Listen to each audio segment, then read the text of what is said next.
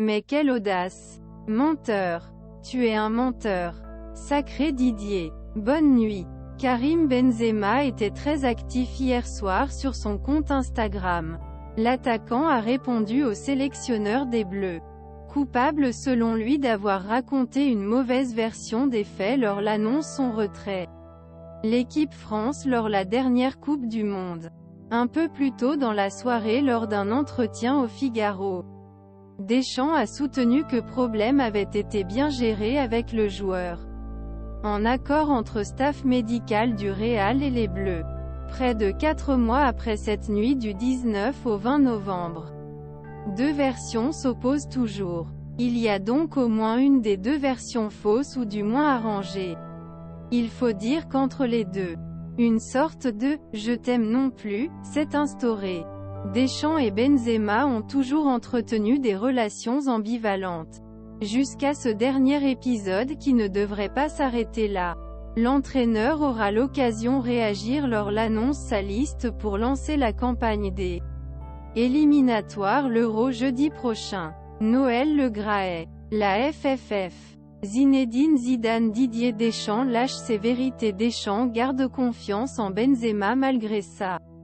Pénurie. Le champion du monde 98 a souvent pris la défense du Madrilène. Notamment au début de sa titularisation avec les Bleus. Entre juin 2012 et octobre 2013. Benzema est resté muet en équipe de France. Une dizaine de 1222 minutes qui s'est soldée par un match amical face à l'Australie. Il a marqué, a même chambré le Parc des Princes. J'ai une totale confiance en lui, a insisté Deschamps durant cette période. Il n'a jamais bougé cette ligne de conduite, donnant à l'attaquant, alors âgé 25 ans, la confiance nécessaire avant d'aborder la Coupe du Monde 2014. Il a également été décisif lors du barrage contre l'Ukraine. Au Brésil, Benzema s'affirme comme l'un des leaders de l'équipe de France. Il vient de remporter sa première Ligue des Champions. Est toujours plus confiant au Real Madrid. Il conclut cette seule Coupe du Monde de sa carrière disputée avec 3 buts. Manuel Neuer a eu raison de son abnégation en quart de finale. Mais on sent que les Bleus sont sur la bonne voie pour l'Euro organisé en France 2 ans plus tard. Peu de temps avant le début de la compétition. L'affaire la sextape Mathieu Valbuena a éclaté. Et Benzema est en première ligne.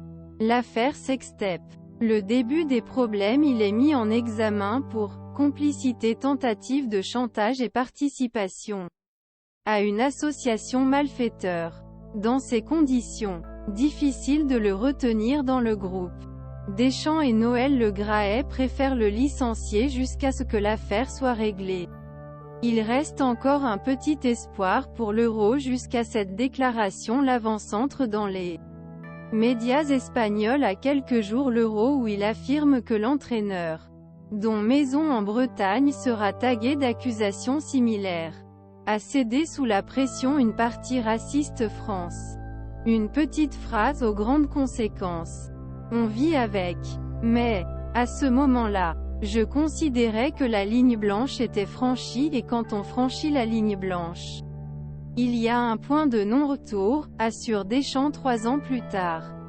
Il ne l'a plus jamais rappelé en équipe nationale entre 2015 et 2021, où l'inattendu s'est produit. À quelques semaines de l'Euro.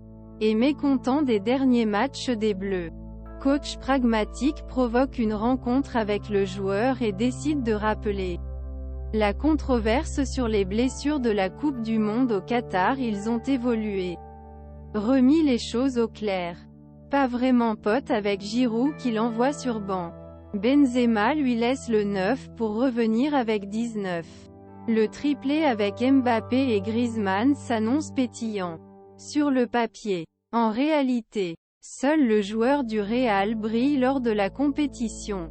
Qu'il termine avec 4 buts. Les Bleus sont sortis en 8e au tir au but face à la Suisse. Son retour est un succès. Son intégration sans doute un peu moins, mais cela ne l'empêche pas de ramener la Ligue des Nations à l'automne 2021. son seul titre avec la France. L'année est donc positive malgré sa condamnation dans l'affaire de la sextape. Un an plus tard, c'est l'ultime consécration pour un joueur. L'homme aux 97 sélections remporte le Ballon d'Or. Il le mérite, grâce à tout ce qu'il a pu accomplir sur saison sportive, à travers les performances et les titres avec son club. Et avec nous aussi car il nous a permis de gagner la Ligue des Nations. Se souvient l'entraîneur. Quelques semaines de reprise. Malheureusement, les pépins physiques le rattrapent et l'obligent à voir ses partenaires atteindre la finale de la Coupe du Monde. Sans lui, pendant compétition, la polémique surgit sur durée de son indisponibilité. Son départ en pleine nuit, sans saluer ses partenaires, est surprenant. Invité à assister à la finale au stade de Lusail, il n'est pas présent, contrairement à N'Golo Kanté, Paul Pogba, Presnel Kimpembe et Christopher Nkunku. Tout forfait, comme lui, pour la Coupe du Monde. Des non-dits qui auraient pu polluer le final.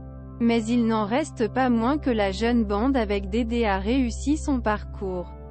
Et la prolongation jusqu'en 2026 de Deschamps marque la fin pour Benzema.